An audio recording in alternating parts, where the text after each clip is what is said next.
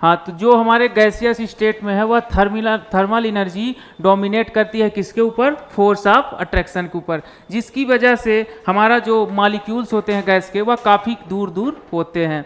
और एक फैक्टर और अपन डिस्कस करते हैं, कंप्रेसिबिलिटी।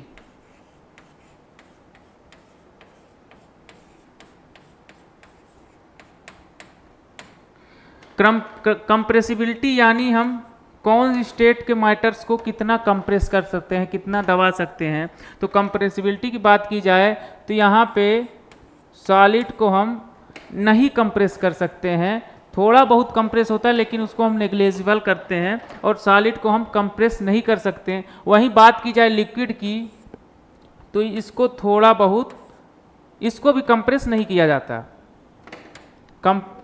कंप्रेसिबिलिटी देखा जाए तो लिक्विड को भी कंप्रेस नहीं किया जा सकता। तो यहाँ पर हम क्या लिख सकते हैं? Not compressible. और जो गैस की बात की जाए तो यह क्या होती है? Highly compressible.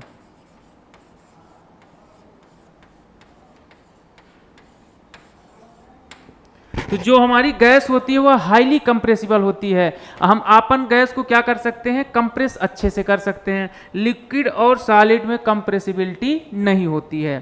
तो हमने इस चार्ट के माध्यम से क्या क्या देखा, जो हमने कंपैरिजन किया है सॉलिड, लिक्विड और गैस को, क्या किया है? अगर मास की बात की जाए तो तीनों का मास सेम होता है हर जगह। शेप की बात की जाए तो जो सॉलिड का शेप होता है वह फिक्स होता है, और लिक्विड की बात की जाए उसका भी शेप क्या बोलते हैं, शेप फिक्स नहीं होता, वह कंटेनर का शेप ले लेता है। और गैसियस स्टेट की बात की जाए तो वो भी क्या करता है? कंटेनर का शेप ले लेता है। और वहीं वॉल्यूम के टर्म में अगर अपन देखें तो वॉल्यूम जो होता है वह फिक्स होता है सॉलिड का, लिक्विड का, लेकिन गैस का वॉल्यूम फिक्स नहीं होता। और थर्मल एनर्जी और फोर्स ऑफ अट्रैक्शन की बात की जाए तो सॉलिड के केस में force of attraction is greater than thermal energy, and in the terms of liquid the force of attraction slightly less than thermal energy. तो थर्मल एनर्जी से जो हमारा फोर्स ऑफ अट्रैक्शन है वह कुछ कम होता है लिक्विड के केस में। और जब गैसियस स्टेट की बात की जाए उस टाइम पे थर्मल एनर्जी बहुत ही ज़्यादा होती है फोर्स ऑफ अट्रैक्शन के कंपैरिजन में। तो फोर्स ऑफ अट्रैक्शन क्या करता है? डोमिनेट करता है ओवर थर्मल एनर्जी। और कंप्रेसिबिलिटी की बात की जाए तो सॉलिड को अपन कंप्रेस नहीं किया कर सकते, लिक्विड को अपन कंप्रेस कर सकते हैं, और जो गैस होता है उसको हम हाईली कंप्रेस कर सकते हैं। इस मीन्स कि जो गैस होते हैं उसको हम काफ़ी ज़्यादा कंप्रेस कर सकते हैं, तो ये क्या होती है? Highly compressible. अब इन तीनों स्टेट में जो रिलेशन होते हैं अपन उसको देख लेते हैं कि ये तीनों एक दूसरे से कैसे रिलेट करते हैं। तो देखिएगा, सॉलिड, लिक्विड एंड गैस। हम किसी सॉलिड को लिक्विड में चेंज कर सकते हैं जनरली, यह पॉसिबल नहीं है कि हर एक केस में हम सॉलिड को लिक्विड और गैस में चेंज कर लें, लेकिन जनरल टर्म्स में बात की जाए तो हम ज़्यादातर मैटर्स में हम सॉलिड को लिक्विड और गैस में कन्वर्ट कर सकते हैं। कैसे कर सकते हैं? जब हम सॉलिड को टेम्परेचर देके क्या करें? मेल्ट करें, मेल्टिंग करें तो सॉलिड लिक्विड में चेंज हो जाता है। और जब हम लिक्विड को टेम्परेचर दें, इट मीन्स इवोपरेशन एक प्रोसेस होता है, इवेपोरेशन करके हम लिक्विड को गैस में बदल सकते हैं। क्या कर रहे हैं हम? यहाँ पर टेम्परेचर दे रहे हैं, सॉलिड को तो लिक्विड आ रहा है, लिक्विड को हम फर्दर टेम्परेचर देते हैं तो गैस में चेंज होता आता है। और जब हम गैस को फर्दर टेम्परेचर देके अगर किसी भी तरीके से अगर हम गैस को सॉलिड में चेंज कर लें, उस प्रोसेस को क्या बोलते हैं अपन? सब्लिमेशन। तो इवेपोरेशन क्या होता है कि जैसे कोई लिक्विड का सरफेस है, वह हीट एनर्जी पा के उस सरफेस के मॉलिक्यूल्स क्या होते हैं, वेपर फॉर्म में कन्वर्ट होने लगते हैं। उस प्रोसेस को हम अपन क्या बोलते हैं, इवेपोरेशन। फॉर एग्जांपल, जो अपना क्लॉथ को ड्राई करने के लिए कहीं हैंगर पे डालते हैं, धूप में डालते हैं, तो जो क्लॉथ पे हमारा वाटर का मॉलिक्यूल होता है वो क्या होता है, हीट एनर्जी को लेकर वेपर फॉर्म में कन्वर्ट होकर एटमॉस्फेयर में चला जाता है, और इसी प्रोसेस को हम क्या बोलते हैं, इवेपोरेशन। और अगर हम गैस को डायरेक्ट सॉलिड में कन्वर्ट कर लें तो इस प्रोसेस को क्या बोलते हैं अपन, सब्लिमेशन। इस प्रोसेस को क्या बोला जाता है, सब्लिमेशन।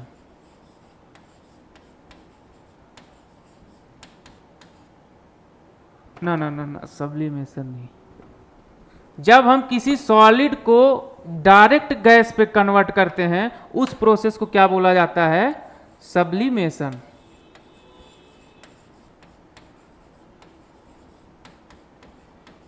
फॉर एग्जाम्पल, कैम्फर, जो कपूर होता है, कपूर को हम जैसे ही हीट देते हैं वह डायरेक्ट क्या हो जाता है, गैस पे चेंज हो जाता है, ना कि लिक्विड होके फिर गैस में चेंज हो।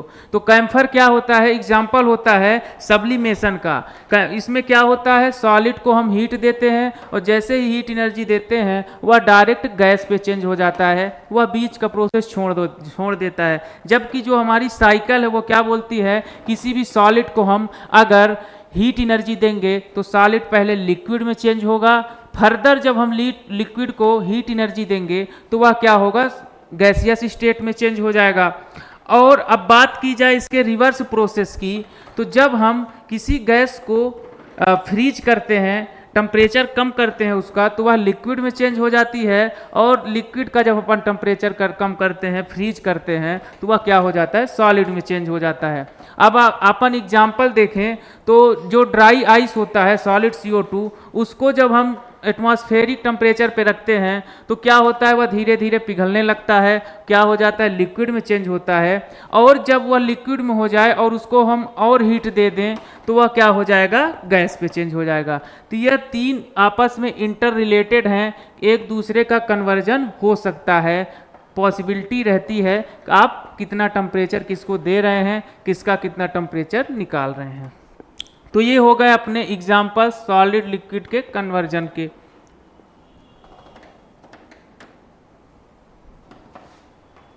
अब बात करते हैं अपने टॉपिक की ओर चलते हैं, इलास्टिसिटी, जो आज का टॉपिक है।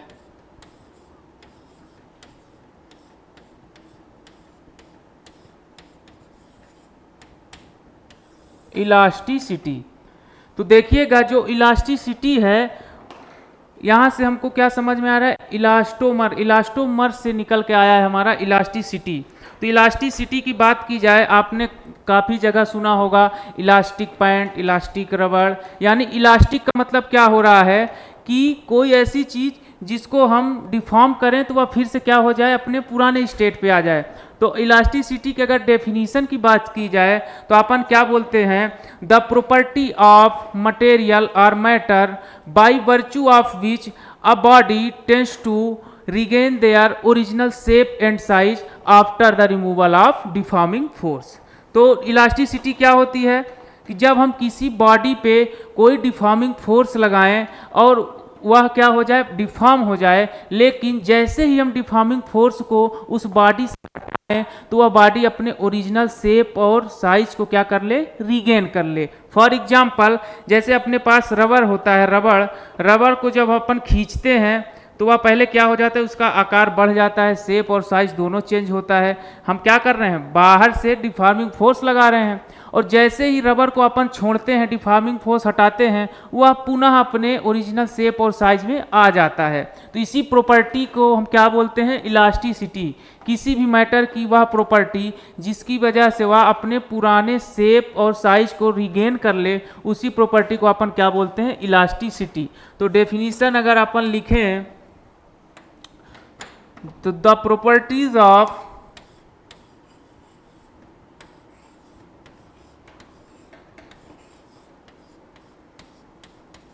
the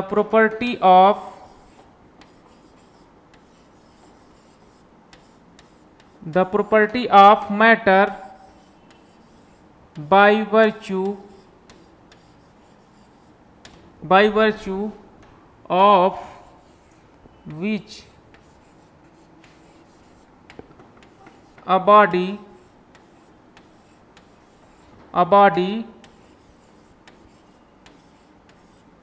tends to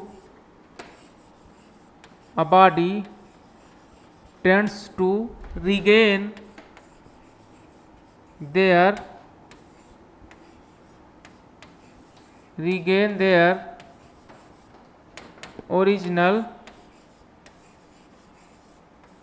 original shape and size after removal of deforming force. After removal of deforming force.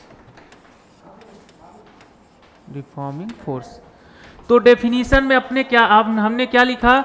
The property of matter by virtue of which a body tends to regain their original shape and size after the removal of deforming force. तो किसी भी matter की वह स्वयं की property, ये जो property होती है वह स्वयं मैटर की होती है, ना कि हम कोई कंडीशन चेंज करें या फिर कुछ करके इसकी प्रॉपर्टी को ला रहे हैं. तो जो हमारी इलास्टिसिटी है वह उस मटेरियल की स्वयं की प्रॉपर्टी होती है, जिसकी वजह से वह अपने अंदर हुए चेंज को पुनः रिगेन कर लेता है, अपने शेप और साइज को पुनः रिगेन कर लेता है जब हम डिफॉर्मिंग फोर्स को हटा लेते हैं. तो समझने के लिए हमारे पास एक टर्म है डिफॉर्मिंग फोर्स. यह डिफॉर्मिंग फोर्स होता क्या है? डिफॉर्मिंग फोर्स क्या है? वह फोर्स जो किसी के बॉडी के शेप और साइज को चेंज कर दे, उसी फोर्स को अपन क्या बोलते हैं? Deforming force. पहले क्या होता है, कोई बॉडी कोई किसी फॉर्म में रखी हुई है, लेकिन जब हम उस पर फोर्स लगा के उसके कॉन्फ़िगरेशन को चेंज करते हैं तो उसी फोर्स को हम क्या बोलते हैं? Deforming force. और एक वर्ड यहाँ पे यूज है मैटर. मैटर तो सॉलिड भी होता है, लिक्विड भी होता है और गैस भी होता है. तो क्या सर यह जो इलास्टिसिटी की प्रॉपर्टी है क्या वह लिक्विड और गैस में भी होती है? तो जी हाँ, बिल्कुल होती है. फर्स्ट ऑफ ऑल जब इलास्टिसिटी का इन्वेंशन हुआ था तो किसके लिए हुआ था? गैस के लिए. थर्मल एक्सपेंशन ऑफ गैस, इसी प्रोसेस को देख के इलास्टिसिटी वर्ड का डेरिवेशन हुआ था, जहाँ से फिर कुछ समय बाद अपन इलास्टिसिटी देखते हैं कहाँ पे? सॉलिड पे. तो इलास्टिसिटी क्या है? किसी भी मटेरियल की वह प्रॉपर्टी जिसकी वजह से वह अपने अंदर हुए चेंज को पुनः रिगेन कर ले after the removal of deforming force के हटाने के बाद. तो यह हो गई इलास्टिसिटी. और आगे बात की जाए तो दूसरा अपना सब हेडिंग आता है प्लास्टिसिटी.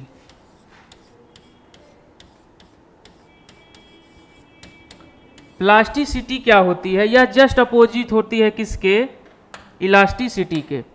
अभी हमने बात की कि अगर वह मैटर अपने ओरिजिनल शेप को रिगेन कर ले रहा है तो वह इलास्टिक बॉडी है, और जब कोई बॉडी अपने शेप को बिल्कुल भी रिगेन न करे, अगर उसको हम डिफॉर्म कर दें तो वह उस प्रोसेस पे रहे, वही उसी स्टेट पे रहे, उसको अपन क्या बोलते हैं? उस प्रॉपर्टी को प्लास्टिसिटी. और जो बॉडी इस प्रॉपर्टी को शो करती है अपन उसको क्या बोलते हैं? Plastic body. For example wax हो गया. जब वैक्स को अपन आग लगाते हैं तो वह पिघल के जब जिस भी स्टेट पे रहेगा वह फिर से अपने स्टेट को नहीं आ पाता, चाहे आप हीट को हटा लें चाहे कुछ भी कर लें, तो जिस स्टेट में वह चेंज हो गया है उसी स्टेट पे रहता है. वैक्स हो गया. पुट्टी हो गई. आप पुट्टी को जहाँ कहीं भी लगा दें तो लगाने के बाद वह अपने शेप को चेंज नहीं करती, रिगेन नहीं करती. तो वह property of matter by virtue of which the body cannot regain their original shape and size after the removal of deforming force is the property is known as plasticity. तो अपन एक last topic को discuss करते हैं जो है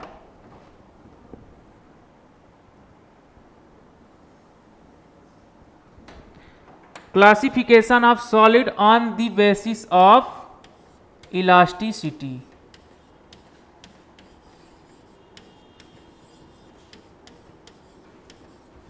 classification of solids, classification of solid on the basis of on the basis of elasticity,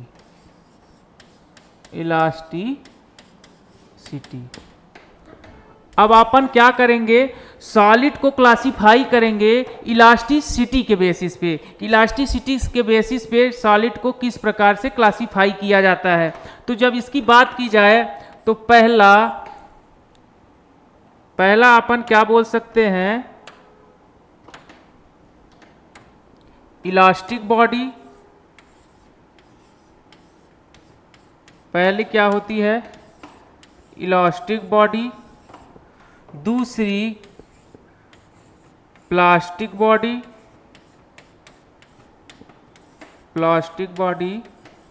और जो तीसरी अपन होती है, थर्ड वन इज ब्राइटल बॉडी, और जो लास्ट होती है अपनी वह होती है रिजिड बॉडी। अब देखिएगा, हम इलास्टिसिटी के बेसिस पे 4 प्रकार से क्लासिफाई किए हैं किसी भी सॉलिड को। वह इलास्टिक बॉडी हो सकता है, प्लास्टिक बॉडी हो सकता है, ब्राइटल बॉडी हो सकता है और रिजिड बॉडी हो सकता है। अब चारों को हम एक एक करके जल्दी जल्दी बता दे रहे हैं। इलास्टिक बॉडी क्या होती है, वह बॉडी जो डिफॉर्मिंग फोर्स हटाने के बाद अपने शेप और साइज को रीगेन कर ले, तो वह क्या हो जाती है, इलास्टिक बॉडी क्या कर ले, रीगेन कर ले। इट मीन्स वह अपने शेप और साइज को अपने पहली की तरह उसी तरह रीगेन कर ले, वह क्या है, इलास्टिक बॉडी। प्लास्टिक की बॉडी की बात की जाए, नॉट रीगेन, इट मीन्स वह क्या करती है, अपने शेप और साइज को रीगेन नहीं करती। इलास्टिक बॉडी के एग्जाम्पल की बात की जाए तो इलास्टिक बॉडी का जो एग्जाम्पल हम लिख सकते हैं, पहला क्वार्ट्ज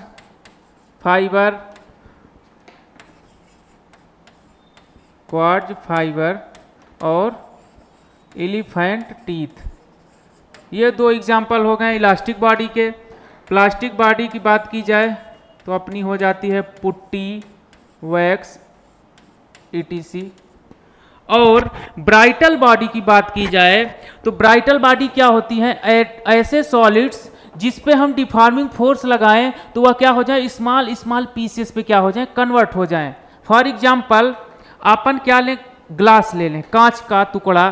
कांच के टुकड़े पे जैसे ही हम फोर्स लगाते हैं तो वह क्या होता है, स्मॉल पीसेस पे टूट जाते हैं। तो ऐसे बॉडीज को हम क्या बोलते हैं, ब्राइटल बॉडी। तो brittle body is that body which converted into small pieces after the application of deforming force. जब हम कोई डिफॉर्मिंग फोर्स किसी बॉडी पे लगाते हैं, अगर वह स्मॉल पीसेस पे कन्वर्ट हो जाए, टूट जाए, उस बॉडी को अपन क्या बोलते हैं, ब्राइटल बॉडी। तो ब्राइटल बॉडी के एग्जांपल क्या लिख सकते हैं हम, ग्लास, ड्राई क्ले, सूखी मिट्टी पे भी जैसे ही हम फोर्स लगाते हैं वह स्मॉल पीसेस पे कन्वर्ट हो जाता है। अब लास्ट जो हमारा बचता है रिजिड बॉडी ऐसे सॉलिड्स को बोला जाता है, ऐसे सॉलिड्स जिन पे हम डिफॉर्मिंग फोर्स लगाएं तो उन पे कोई असर ना पड़े, मतलब ना उनका शेप चेंज हो, ना साइज चेंज हो, ना उनका क्या बोलते हैं पीसेस में टूटे, वह वैसे की वैसे रहे, मतलब कोई इम्पैक्ट ही ना डाल पाए डिफॉर्मिंग फोर्स। ऐसे बॉडीज को हम क्या बोलते हैं, रिजिड बॉडी। तो the rigid body is that body which does not change their shape and size after the application of deforming force. तो जब डिफॉर्मिंग फोर्स लगाने पे जो सॉलिड अपने शेप और साइज को बिल्कुल भी चेंज ना करे, जो जैसे का था वैसा ही रहे, ऐसे बॉडीज को हम क्या बोलते हैं, रिजिड बॉडी। इस पे अगर हम एग्जाम्पल की बात की जाए, फॉर एग्जाम्पल क्या होता है, वॉल बेयरिंग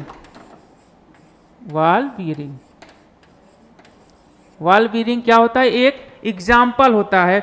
यह आइडियल एग्जाम्पल तो नहीं है, लेकिन अपन कंसीडर कर सकते हैं। बॉल बेयरिंग क्या होती है, जो साइकिल के रिम के अंदर छोटी छोटी गोलियां लगी होती हैं, उसी को क्या बोला जाता है, बॉल बेयरिंग। तो वह इतनी रिजिड होती हैं, उन पे डिफॉर्मिंग फोर्स वर्क नहीं करता। तो इलास्टिक बॉडी वह बॉडी है जो अपने शेप को रिगेन कर ले रही हैं, फॉर एग्जाम्पल क्वार्ट्ज फाइबर और एलिफेंट टीथ। और जब प्लास्टिक बॉडी की बात की जाए तो वह अपने शेप को बिल्कुल भी रिगेन नहीं करती। एग्जाम्पल क्या है, पुट्टी है, वैक्स है। और जब ब्राइटल बॉडी की बात की जाए तो वह क्या है, जो छोटे छोटे पीसेस में कन्वर्ट हो जाए, जैसे ग्लास, ड्राई क्ले। और जो लास्ट अपना आता है रिजिड बॉडी। रिजिड बॉडी ऐसी बॉडीज होती हैं जो अपने कोई शेप में परिवर्तन ही ना लाए, मतलब आप उसमें फोर्स लगाते जाइए, वह बिल्कुल भी अपने ना शेप को चेंज करेगा ना साइज को चेंज करेगा। तो यह इलास्टिसिटी के बेसिस पे हम क्या करते हैं, सॉलिड्स को क्लासिफाई करते हैं कि सॉलिड्स कितने प्रकार के होते हैं। क्या होते हैं, 4 प्रकार के होते हैं। तो अपन आज के लिए बस इतना ही। आज ये अपना इलास्टिसिटी हो गया, प्लास्टिसिटी हो गया और types of solid on the basis of elasticity हो गया। बाकी नेक्स्ट टॉपिक अपन अगले क्लास पे देखेंगे। तब तक के लिए इन सभी चीज़ों को आप नोट्स कर लीजिए, अच्छे से समझिए। जहाँ कुछ भी डाउट हो वीडियो को बार बार देखिए। तो मिलते हैं आपसे नेक्स्ट वीडियो में। आज के लिए बस इतना ही। तब तक के लिए जय हिंद।